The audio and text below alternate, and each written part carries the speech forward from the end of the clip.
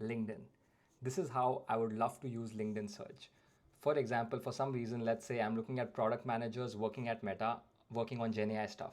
I need to put in a simple language query and click on find professionals. What it does is it actually triggers an n8n workflow in the background. It's the same n8n workflow which has gotten almost now 500,000 impressions, 4,000 plus comments, and I'm still sending those people who have commented access to this. But meanwhile, let's see how it's actually running and getting the data for the people that we need.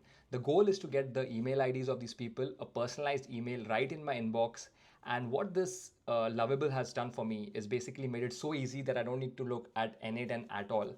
I can just focus on this entire website and get the leads that I'm looking for, completely abstracting out the details. So if you look clearly, it has found 3 people and it has given me their emails and given all the context about them, also like a personalized drafted email for each of the 3 contacts with their email. So I can open any of this. This is drag and drop.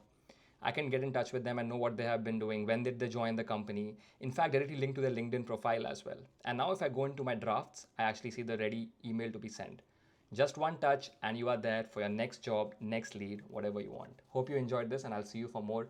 Catch me more on my YouTube channel and I'll see you there.